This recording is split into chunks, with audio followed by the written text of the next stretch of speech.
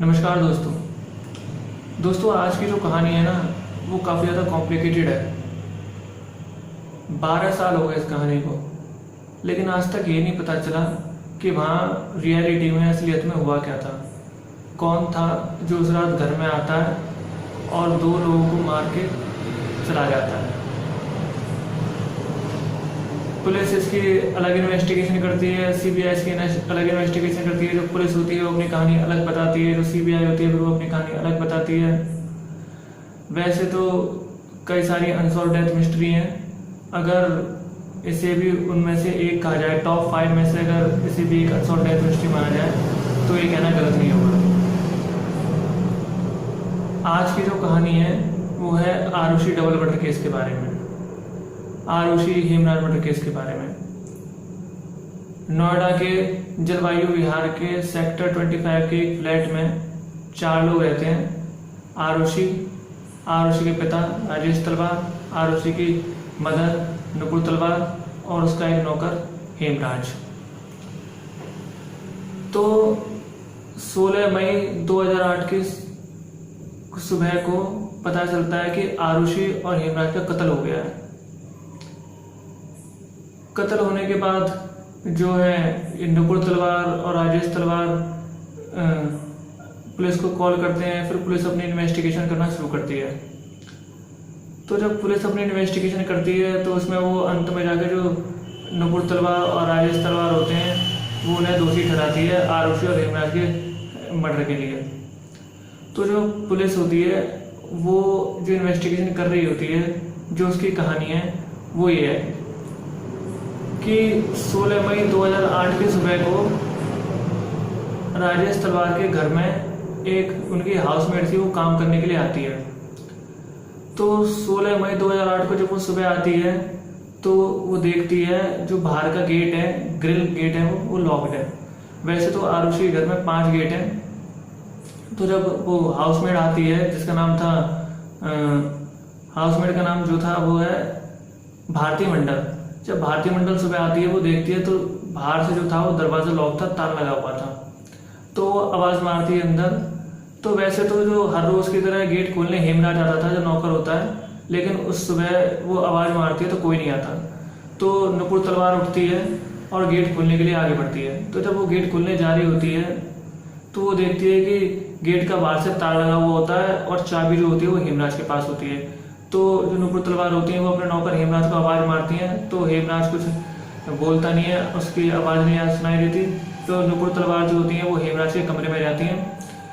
हेमराज के कमरे में जाके वहाँ से चाबी का गुच्छा लेकर आती हैं। गुच्छा लाने के बाद फिर वो वहाँ से ताला खोलने की कोशिश करती हैं, लेकिन जो नुपुर तलवार होती है वो ताला खोल नहीं पाती ठीक से। तो फिर वो जो उनकी मेड होती है, जिसका नाम था भारती मंडल, वो उसे बालकनी के बाहर से चाबी देती हैं। और जो रीनू मंडल होती है वो नीचे उतर के बाहर जाती है, चाबी लेती है, फिर दोबारा से जीने से ऊपर चढ़ के आती है सीढ़ियों से, दरवाज़ा खोलती है। इतने में जो राजेश तलवार होते हैं, आरुषि के पिता, वो जग जाते हैं। वो जगते हैं तो देखते हैं कि उस सुबह आरुषि के का जो गेट था वो थोड़ा सा खुला हुआ था। वैसे जो आरुषि का गेट है, अगर एक वो थोड़ा ऑटोमेटिक है, अगर एक बार आरुषि ने उसे अंदर से बंद कर लिया तो बाहर से तो कोई खोल नहीं सकता। तो जब तक उसके पास डुप्लीकेट चाबी ना हो। तो उस सुबह जो आरुषि का गेट था वो थोड़ा सा खुला हुआ था। जब राजेश तलवार ये देखते हैं तो कमरे के अंदर जाते हैं। जो कमरे के अंदर जाते हैं तो वो देखते हैं कि जो आरुषि है उसका गला कटा हुआ है और जो बेडशीट है वो पूरी खून से लथपथ हो चुकी है। तो ये सब देख के वो रोना शुरू कर देते हैं। इतने में वहाँ पर नुपुर तलवार आती हैं। जब वो देखते हैं कि उनकी बेटी आरुषि का गला कटा हुआ है और उसकी मौत हो चुकी है, तो ये देखकर उनको शॉक रह जाती हैं। इसके बाद फिर वहाँ पर जो उनकी मेड होती है भारती मंडल भी आ जाती है। फिर वो ये देख के वहाँ के जो आस पड़ोस के लोग हैं वो सब इकट्ठा होते हैं। उसके बाद जो आरुषि के पिता राजेश तलवार वो अपने जो फ्रेंड्स होते हैं और फैमिली वाले होते हैं उन्हें फ़ोन करते हैं। वो सब लोग इकट्ठा होते हैं। फिर करीब उसके आधे से 1 घंटे बाद पुलिस को कॉल किया जाता है। फिर वहाँ पर पुलिस आती है। तो जब ये जो नुपुर तलवार होती है आरुषि की माँ, वो ये सब देखती है तो उसका शक सीधे हेमराज पर जाता है। उस वक्त तक उन्हें ये नहीं पता था कि हेमराज की भी मौत हो चुकी है। तो उनका शक हेमराज पर जाता है, उन्हें लगता है कि हेमराज आरुषि का कत्ल करके भाग गया है। तो जो हेमराज था वो नेपाल का रहने वाला था। तो फिर जब उसके बाद पुलिस को अपने आप ही वो कड़ियाँ जोड़ना शुरू करते हैं। जब पुलिस आती है तो वहाँ तो ये सारी बातें वो दोनों पुलिस को बताते हैं। तो पुलिस जो है हेमराज को ढूंढना शुरू करती है। जब पुलिस पहली बार उनके फ्लैट में आई थी जलवायु विहार के, तो पुलिस ने उनके फ्लैट का पूरी तरह से अच्छी तरह से चेक नहीं किया था। तो पुलिस उसके बाद इन्वेस्टिगेशन शुरू करती है और वो हेमराज को ढूंढना शुरू कर देती है। तब हेमराज के फोन पर फोन किया जाता है तो हेमराज का फोन स्विच ऑफ आता है। तो पुलिस जब हेमराज को ढूंढ रही होती है तो फिर उसके कुछ दिनों बाद वहाँ पर एक नेबर होता है कि उसकी नज़र पड़ती है। वो देखता है कि जो सीढ़ियों की तरफ है वो थोड़े उसे ब्लड के स्टेन्स नज़र आते हैं। तो अब ऐसा हुआ था कि जब आरुषि की मौत हुई थी, आरुषि की जो बेडशीट है वो पूरी खून से लथपथ हो जाती है। तो वहाँ उसके जो राजेश तलवार हैं, उनके एक भाई होते हैं जिसका नाम था दिनेश, वो उसके जो मैट्रेस होते हैं उन्हें छत पर ऐसे डालने जाते हैं, डंप करने जाते हैं उन्हें छत के ऊपर। तो जब वो छत के ऊपर डंप करने जाते हैं तो हेमराज की बॉडी होती है उन्हें उस वक्त दिखती नहीं है क्योंकि वो बॉडी साइड में पड़ी हुई थी। तो वो वहाँ पर बेडशीट डालकर वापस आ जाते हैं। तो बेडशीट डालकर जब वो वापस आ जाते हैं तो फिर जब वो और उसके कुछ दिनों बाद फिर जब वो एक नेबर को दिखाई दे जाता है कि वहाँ पर जो ब्लड के स्टेन्स नज़र आते हैं, तो पुलिस को लगता है कि क्या कहते हैं कि जो वो इसके राजेश तलवार के जो भाई थे वो जब जो बेडशीट थी उसे डंप करने गए थे मैट्रेस को। वैसे तो जो बेडशीट होती है वो फॉरेंसिक लैब के लिए तभी भेज दी जाती है, लेकिन जो बचता है वहाँ पर मैट्रेस वो उसे डंप करने जाते हैं ऊपर। तो जब पुलिस सोचती है कि ये देखकर कि जो जब सीढ़ियों के निशान देखे जाते हैं तो देखते हैं जो ऊपर जो छत का गेट है उसके भी ब्लड के निशान होते हैं उसके ऊपर भी। तो ये सब देखने के बाद पुलिस को लगता है कि जो मैट्रेस डंप करने गए थे शायद ये तभी के निशान होंगे। तो पुलिस इस बात को उस समय पे इग्नोर कर देती है। फिर बाद में वो गेट खोला जाता है और फिर पुलिस जो है अपनी पूरी वो देखा वहाँ पर ऊपर हेमराज की बॉडी मिलती है, उसकी भी सीधे गला रेत कर हत्या की जाती है। तो फिर जो पुलिस और वहाँ पर पुलिस को एक पंजे का निशान भी मिलता है। तो फिर जो पुलिस अपनी कहानी बताती है उसमें वो नुपुर तलवार और राजेश तलवार आरुषि के माता पिता को आरुषि और उनके नौकर हेमराज के कत्ल का दोषी ठहराती है। तो एक तो कहानी ये थी।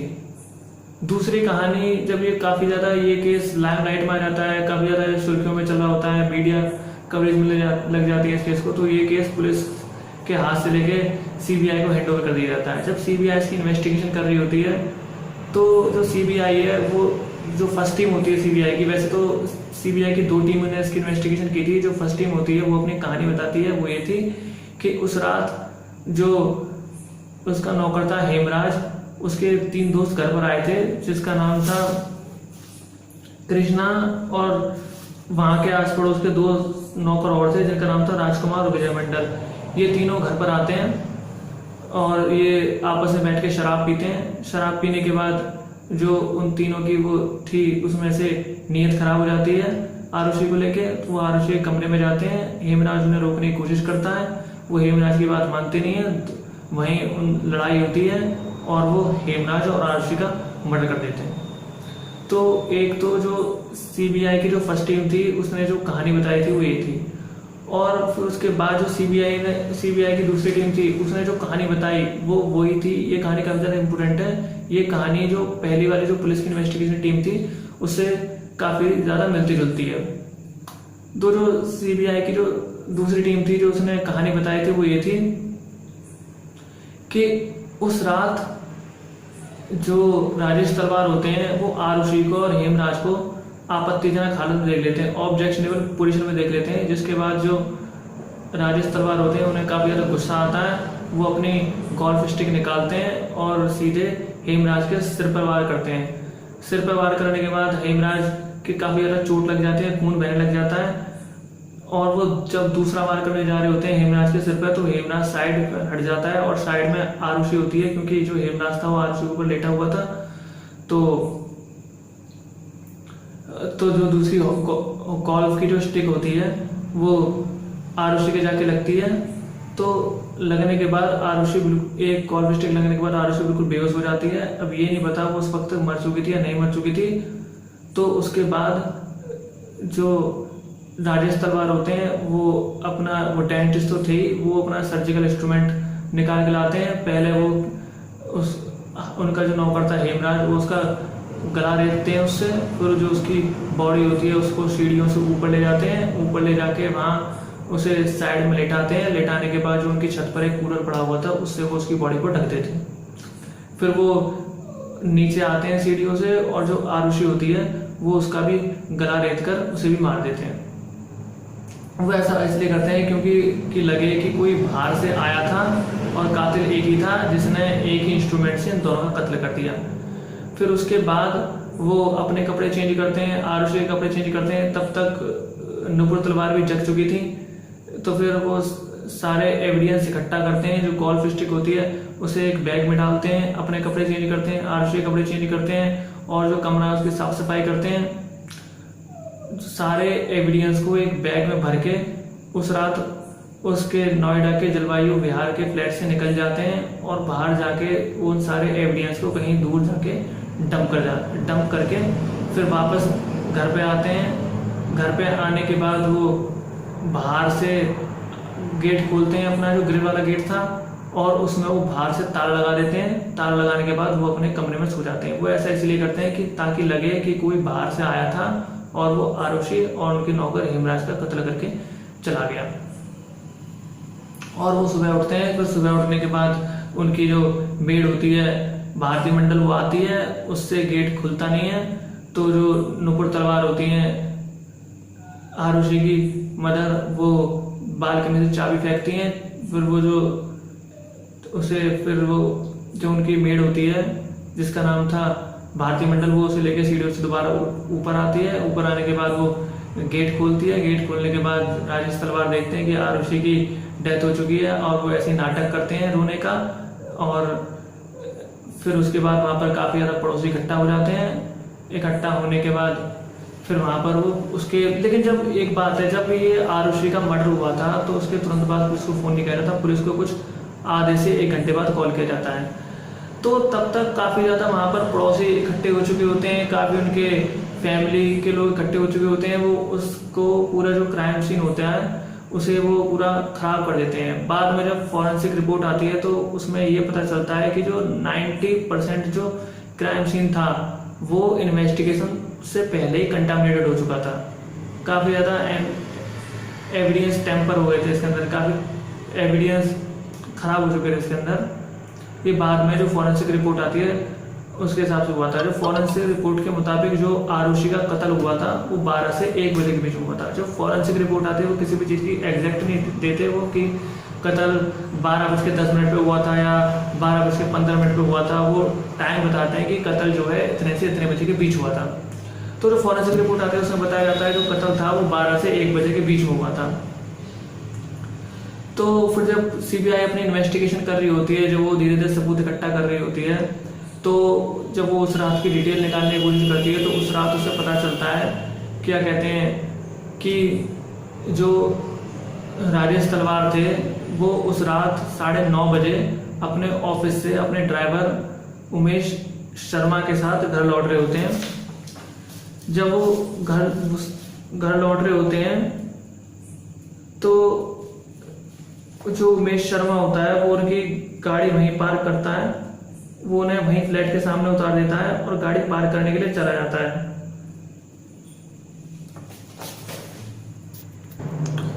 तो जो उमेश शर्मा होता है वो राजेश तलवार को फ्लैट के सामने उतारता है और गाड़ी पार्क करने के लिए चला जाता है। तब बज रहे होते हैं 9:30। फिर जब राजेश तलवार अपने फ्लैट में जा चुके होते हैं वो गाड़ी उसके 10 मिनट बाद, मतलब 9:40 पर वो दोबारा से गाड़ी की चाबी देने आता है। जब वो चाबी देने आता है तो वहाँ वो देखता है हेमराज से मिलता है और वो देखता है कि वहाँ पर आरुषि और उसकी जो मदर होती हैं नुपुर तलवार, वो डाइनिंग टेबल पर बैठी होती हैं। तो केवल एक उमेश शर्मा ही ऐसा शख्स था जिसने आरुषि को और हेमराज को मरने से पहले जिंदा देखा था उस रात। तो ये बात है 15 मई 2008 की, क्योंकि 16 मई 2008 को 12 से 1 बजे के बीच में कत्ल हुआ था। तो जो उमेश शर्मा होता है वो वहाँ से गाड़ी की चाबी देके चला जाता है। जाने के बाद उस रात 9 बजे वो लोग खाना खाते हैं। खाना खाने के बाद धीरे 10 बज जाते हैं। 10 तो पता है उसके कुछ दिन पहले आरुषि के फादर ने एक कैमरा ऑर्डर किया था ऑनलाइन। वो कैमरा उस सुबह क्या कहते हैं उसके जो नौकर होता है उसे कुरियर के थ्रू हेमराज को मिलता है। तो वो जो कैमरा था वो आरुषि को उसके बर्थडे पे गिफ्ट करने वाले थे। लेकिन ये सब बात जब उसको उसकी मदर जो होती हैं नुपुर तलवार उन्हें पता चलती है, तो वो उसके जो फादर होते हैं राजेश तलवार उनसे इंसिस्ट करती है कि क्या कहते हैं कि बर्थडे को क्यों देना, अभी दे दो। तो फिर जो राजेश तलवार होते हैं वो करीब 10 बजे आरुषि के कमरे में जाते हैं। आरुषि के कमरे में जाके वो उसे कैमरा गिफ्ट करते हैं। फिर जो आरुषि होती है उससे फोटोज भी लेती है। फोटोज लेने के बाद जो नुपुर तलवार और राजेश तलवार होते हैं वो अपने कमरे में चले जाते हैं। फिर उसके रात 11 बजे राजेश तलवार को कुछ अपना नेट पे कुछ अपने ईमेल पढ़ने होते हैं और उन्हें कुछ सर्फिंग करनी होती है, कुछ सर्च करना होता है नेट पे। तो वो इंटरनेट राउटर ऑन करने के लिए नुपुर तलवार से कहते हैं। तो जो इंटरनेट का राउटर था वो आरुषि के कमरे से ऑन होता था। तो जो नुपुर तलवार होती हैं वो रात को 11 बजे आरुषि के रूम में जाती है इंटरनेट राउटर ऑन करने के लिए। तो फिर उसके बाद जो राजेश तलवार होते हैं वो इंटरनेट पर सर्फिंग कर रहे होते हैं।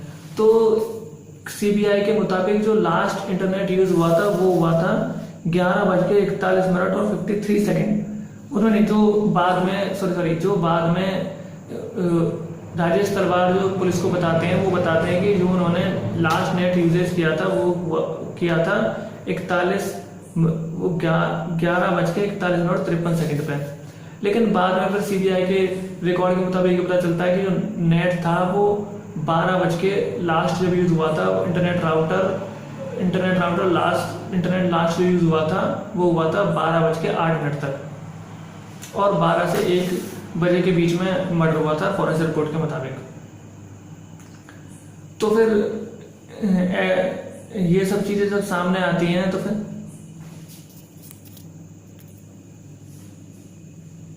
लेकिन फिर बाद में इन सारे एविडेंस को देखने के बाद जो सीबीआई होती है वो अपने केस को खुद ही वीक कर देती है, क्योंकि उसे जब वो सारे जो क्राइम सीन होता है उसे इन्वेस्टिगेट कर रही होती है तो उसे घर के अंदर आने और जाने के किसी भी तरह से कोई फोर्स एंट्री के निशान नहीं मिलते। वो गेट कीपर से भी पूछताछ करती है, उसे उठाती भी है और उससे पूछताछ करती है। तो उसके द्वारा भी उस सीबीआई को ये बताया जाता है कि 15 मई 2008 की रात को ना तो उस फ्लैट के अंदर कोई आया और ना वहां से कोई बाहर गया। तो सीबीआई जो अपनी क्लोजर रिपोर्ट फाइल करती है बाद में ये सीबीआई ने जो क्लोजर रिपोर्ट फाइल की थी वो की थी 29 दिसंबर 2010 को। उसमें ये लिखा था कि क्या कहते हैं कि 15 मई 2008 की रात को ना तो कोई नोएडा के सेक्टर 25 के नोएडा के जलवायु विहार के सेक्टर 25 के फ्लैट के अंदर कोई आया और ना वहां से कोई बाहर गया। लेकिन जब ये क्लोजर रिपोर्ट जब सीबीआई फाइल करती है कोर्ट में तो लेकिन जो कोर्ट होता है इसको क्लोजर रिपोर्ट होता है उसको खारिज कर देता है लोअर कोर्ट। और जो राजेश तलवार और नुपुर तलवार को आरुषि और हेमराज के मर्डर केस के लिए दोषी ठहराता है और उन्हें उम्र कैद की सजा सुनाया जाता है।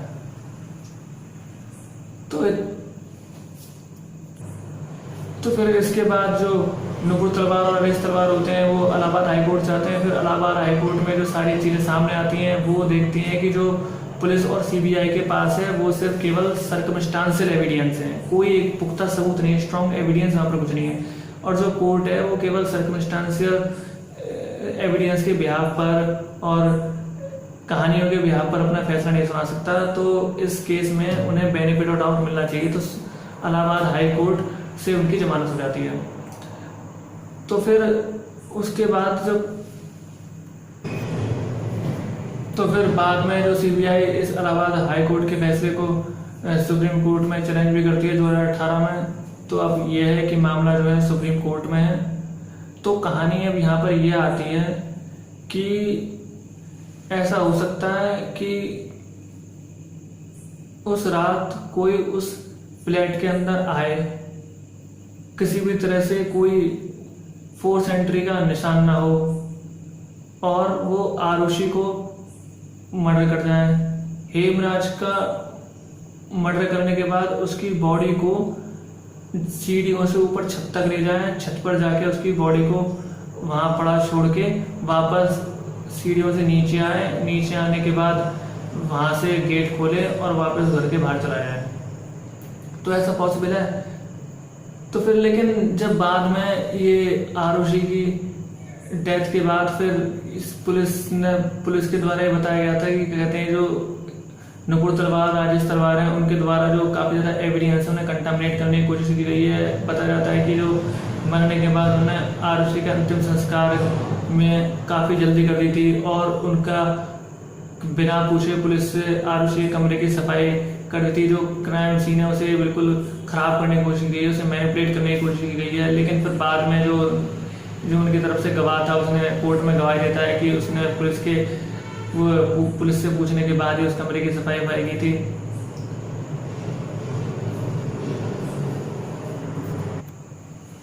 तो जब आरुषि का मर्डर हुआ उस समय आरुषि 13 साल की थी। आरुषि का मर्डर हुआ था 16 मई 2008 को। उसके बाद 2009 में जो इन्वेस्टिगेशन होती है वो सीबीआई को दे दी जाती है। फिर 2013 में जो लोअर कोर्ट का फैसला आता है जिसमें नुपुर तलवार और राजेश तलवार को उम्र कैद की सजा सुनाई जाती है। फिर बाद में वो इसी फैसले को इलाहाबाद हाई कोर्ट में चैलेंज करते हैं जहां से उन्हें बेनिफिट ऑफ डाउट मिलता है और उन्हें जमानत दे दी जाती है। फिर सीबीआई 2018 में इसी फैसले को सुप्रीम कोर्ट में चैलेंज करती है। तो अब ये मामला सुप्रीम कोर्ट में है। तो जो सुप्रीम कोर्ट का तो पता नहीं अब जो सुप्रीम कोर्ट का फैसला है वो कब आएगा। लेकिन इस केस में ना सबसे बड़ी बात एक ये भी है कि इस केस में कोई मोटिव नजर नहीं आता कि क्या मकसद है जिसको लेके मर्डर किया गया। अगर इसमें देखें दुश्मनी वाला एंगल टटोलने का तो आरुषि की जो एज है वो 14 साल है। तो 13 से 14 साल की लड़की की से क्या दुश्मनी हो सकती है। तो जो दुश्मनी वाला एंगल है वो यहाँ पर फिट नहीं बैठता। फिर दूसरी चीज़ है इसमें कोई पुलिस के पास स्ट्रॉन्ग एविडेंस भी नहीं है। फिर इसमें अंदर कोई विटनेस भी नहीं है, मोटिव भी नहीं है कोई सामने, और जितने भी हैं सारे सर्कमस्टांशियल एविडेंस हैं। तो ये सारी चीज़ें हैं वो नुपुर तलवार और राजेश तलवार के फेवर में जाती हैं। लेकिन ये जो सब पुलिस के द्वारा और सीबीआई के द्वारा बताया गया वो सब कहानियां हैं। पुलिस ने अपनी जो कहानी बताई थी वो अलग थी, जो सीबीआई ने अपनी जो फर्स्ट टीम थी कहानी बताई वो अलग है, और जो थर्ड टीम है उसकी वही कहानी है जो पुलिस से मिलती जुलती है। तो इस केस में एक तो ये बात थी कि जो पुलिस की जो फर्स्ट इन्वेस्टिगेशन टीम थी उस पर काफ़ी कुछ डिपेंड करता है। उसने अब जो इन्वेस्टिगेशन थी अपनी वो ढंग से नहीं की। इसके बाद काफ़ी जो नोएडा पुलिस पर इसके बाद काफ़ी सवाल भी उठाए गए। तो फिर इसके बाद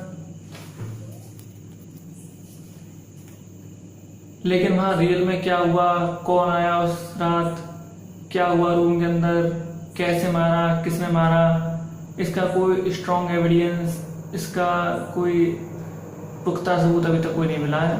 मामला कोर्ट में अगर कोई पुख्ता एविडेंस आएगा तो शायद ही खुल सके। ऐसा भी हो सकता है कोई सामने से आगे गवाह जाए वो सारी कहानी बताए या फिर कोई नया एविडेंस मिल जाए। ऐसा वैसे कई केस में हुआ भी है। तो अब ये मामला सुप्रीम कोर्ट में है, तो पता नहीं है उसका सुप्रीम कोर्ट का फैसला कब आता है इसके ऊपर। तो कहानी सुनने के शुक्रिया। फिर कहीं मुलाकात होगी ऐसी किसी दूसरी कहानी के साथ। तब तक के लिए बहुत बहुत धन्यवाद।